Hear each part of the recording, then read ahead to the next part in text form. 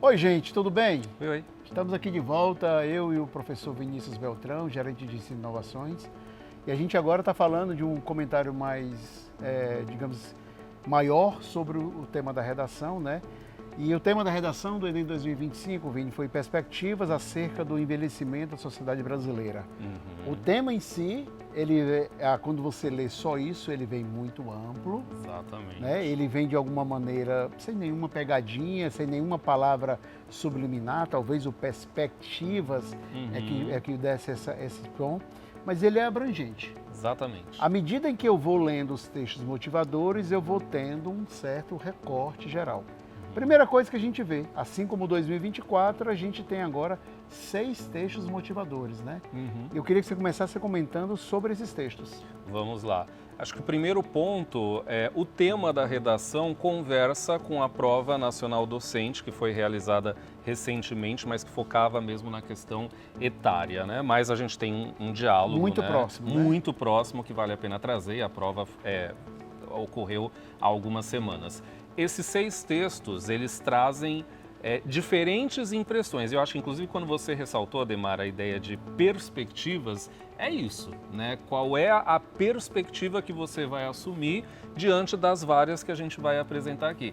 Então, a primeira, ele é um texto informativo, estatístico, que vai trazer aquilo que a gente sempre estudou na escola, né? Então, os países em desenvolvimento com uma população predominantemente idosa, os países desenvolvidos. Os países em desenvolvimento com uma população mais jovem, e agora a gente se depara com um Brasil que tem essa característica, né, de um país desenvolvido. Então, a nossa população está idosa. Um texto do Censo Demográfico de 22, lançado esse ano, Exato. Que foi inclusive muito debatido como aspecto geral, que fala sobre essa pirâmide que está cada vez mudando, né? Cada vez menos crianças nascendo.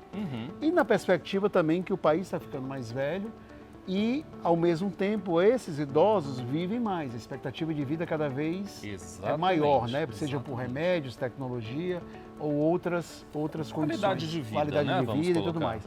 Que é o que remete diretamente à dinâmica do texto 2, né? Do texto 2, que você tem aí um texto não verbal, que é a atualização da placa do idoso, né? Então, aquele idoso corcunda, de bengalinha, não é o nosso idoso, né? O nosso idoso, ele é ativo, ele pratica esportes, ele vive mais, vive com mais qualidade de vida. Então, a placa tem um 60 a mais e uma pessoa, uma postura ereta, ativa, proativa, né? E a gente vê até algumas mudanças na sociedade, né? Quem vai, por exemplo, pegar um avião, o embarque prioritário são de pessoas 80 a mais. 80 a mais, exatamente. Depois as outras pessoas que são prioritárias. Isso. E por vez, depois os outros grupos.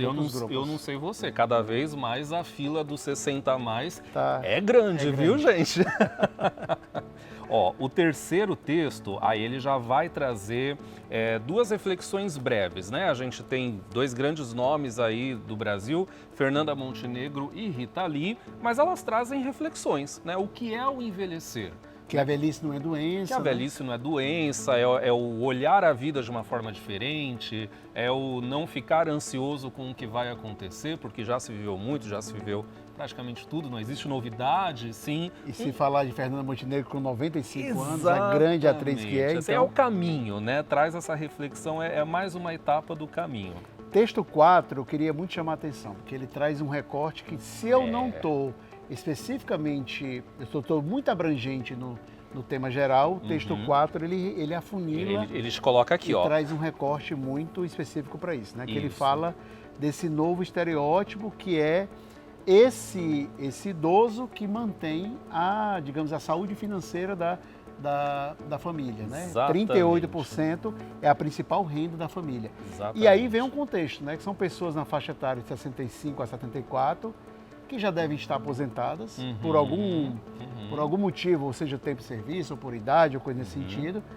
E aí, quem vai pagar essa conta? Acho que tem a grande consequência disso. Exatamente. Né? Aqui a gente tem basicamente a divisão em 3 grupos, né?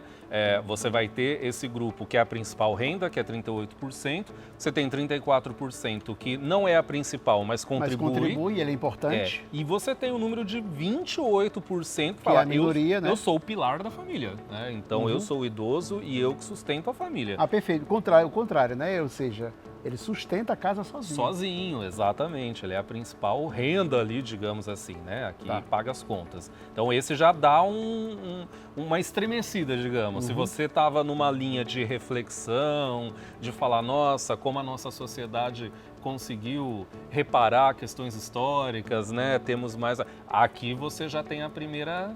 Peraí.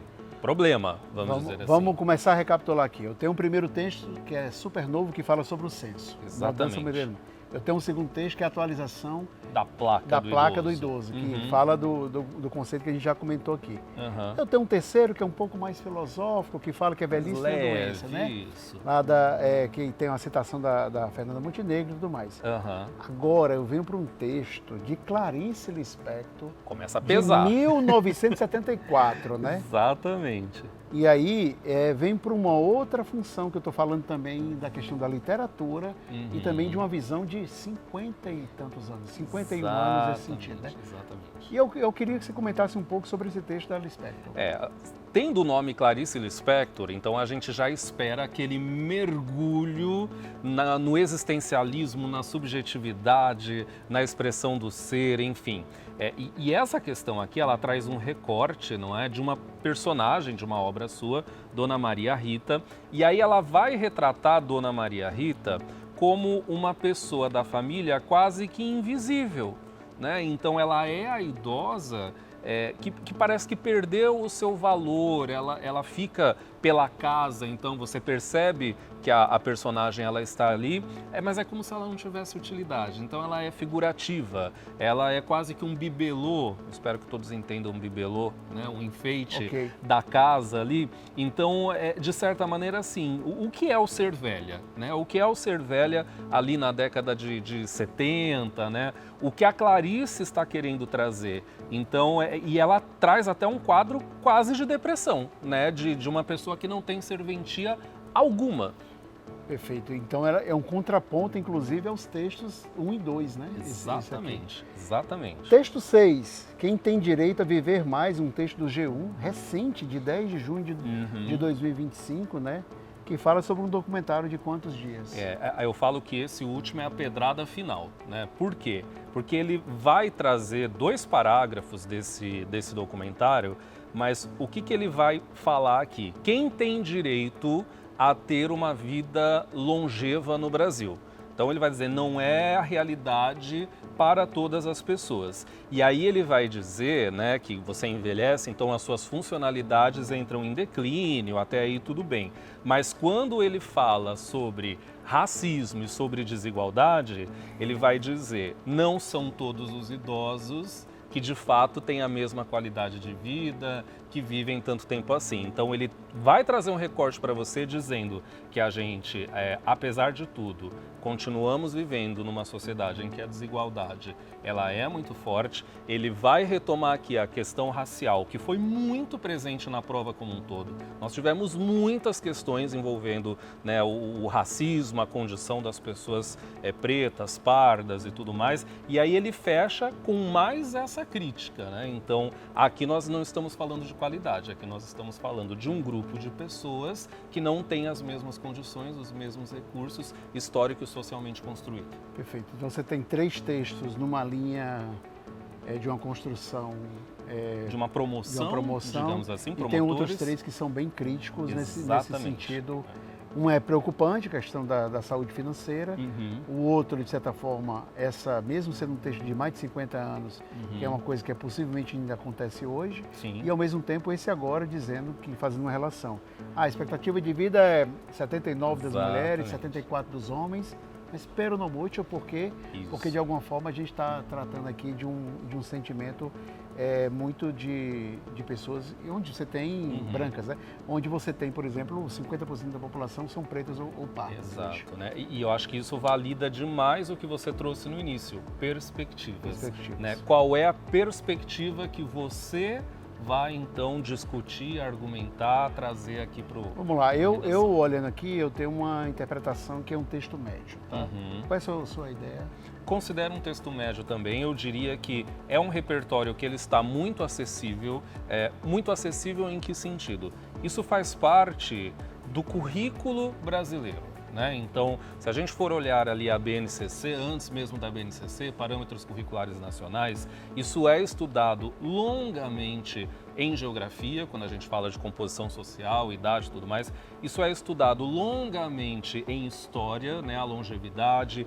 Isso é estudado nas ciências da natureza, a qualidade de vida, o investimento em saúde e tudo mais. Então, eu diria que em todas as áreas do currículo brasileiro, o assunto envelhecer, né, ele está presente. Né? E ele passa ali pelas séries do Fundamental, ele passa pelo ensino médio. Então, o repertório, ainda que mínimo, todo estudante, todos e todas que fizeram o Enem esse ano, tinham um repertório, algum repertório.